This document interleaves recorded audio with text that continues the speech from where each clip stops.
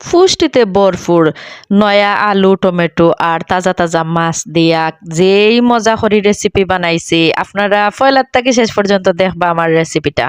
আসসালামু আলাইকুম, বালা আছেন সব? আলহামদুলিল্লাহ আমিও বালা আছি।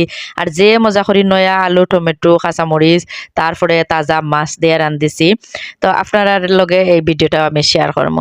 তো প্রথমে দেখতে পারা এখানে আদা রসুন তারপরে জিরা একলগে ফিসিয়া রাখছি, আর নয়া আলু কাটছি, টমেটো কাটছি আর মাছ।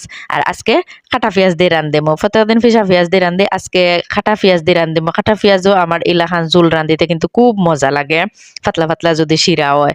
তো দিয়া দিলাম লোয়ারি বইয়া তেল, আর দিলাম কাঁচামরিচ আর পেঁয়াজ দিয়া এখন আমি একটু একটু করে বাজমো। একদম বাজা বাজা করতাম না, জেলাখান পেঁয়াজ বিরান করেন ওলাখান একটা বাজা দিমো।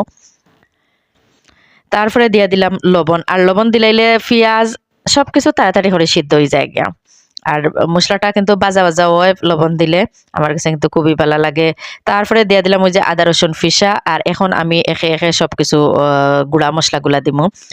আর গুঁড়া মশলা হইল কি পরিমাণ মতো, আপনার যতটুকু তরকারি অতটুকু দিবা। এখানে আমি হালকা পাতলা রেসিপি করার লাগে তো একটু একটু দিছি। তো দিয়ে দিলাম গুঁড়া মরিচ, আর মরিচের কালারটা কিন্তু দারুণ। আর ধনিয়ার গুঁড়া দিতাম না, যেহেতু এখানোর মাঝে আমি জিরা একটু বেশি করেও জিরা আদা রসুন ফিসেছি, আর ধনিয়ার গুঁড়ার দেওয়ার দরকার হইতো না। তো বেশ আমি বালা করি মশলাটারে এখন খসাইতে থাকবো লম্বা করে খসাইমু। আর চুলার জালটা কিন্তু মিডিয়ামও রাখবো, বেশি জাল বাড়াইয়া দিলে কিন্তু আবার ফুড়ি যায়। তো আমি জালটা কমাইয়া দিয়া আর বেশি করে মশলাটারে কষাইম। তো মশলার যখন পানি শুকাইয়া আইব তখন দিয়া দিব আমি আলু। এর আগ পর্যন্ত কিন্তু খালি মশলা কষাইতে থাকবো, আর যখন দেখবো লুয়ারি থেকে ছাড়িয়ে আইচ্ছে আর একটু বাজা বাজা মশলা হইলে কিন্তু মশলা অলরেডি কমিও যায়, তখন দিয়ে দিলাম আমি আলুটারে দিয়া বালা করে মশলার লগে মাখাজুকা করিয়া তারপরে আমি ঢাকনা দিয়া ঘুরিয়া দিব। আজকের তরকারিটা মাশাআল্লাহ, যখন আমি ভয়েস রেকর্ড করি ভিডিওটা আপলোড করি এর ভিতরে খাওয়াও শেষ। খুব মজাদার আর খুব লোভনীয় আর খুব মজা হয়েছে, মাশাআল্লাহ খুব মজা হয়েছে। এখন দিয়ে দিলাম টমেটো, আর টমেটোটা দিয়ে একলগে খসাইমো। টমেটো থেকে যে পানি বাড়িব, আলু থেকে যে পানি বাড়িব একলগে কিন্তু টানি যাইব গে। বেশ হইতে থাকুক। তো আমি মাঝে মাঝে একটা খুন্তি দিয়ে লাড়িয়া ছাড়িয়া দিব।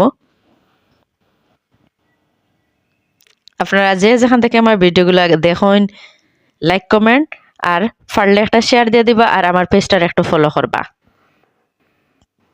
এখন দিয়ে দিব খাসা মাছ, আর মাছটা আমি বালা করে ধুইয়া রক্ত পানি একটু রক্তটারে জড়াইয়া রাখছিলাম।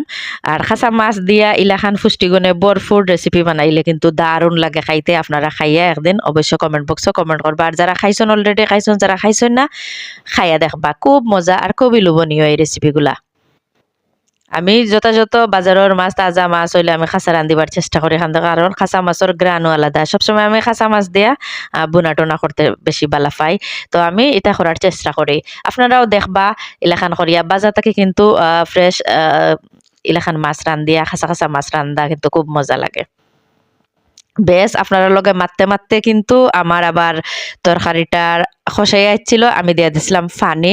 আর এই তো দেখতে পারা উতরানি উঠে গেছে, এখন জুলটা একটু গাঢ় গাঢ় ইয়ালে আমি লামাই লিমো। আর একদম পাতলা জুল, আলুর পাতলা জুল কিন্তু ভালো লাগে। আর লাস্টে দিয়ে দেখা গেছে যে একটু ঘন ঘন হয়ে গেলে কেমন কেমন লাগে, মশলা খাওয়া যায় না।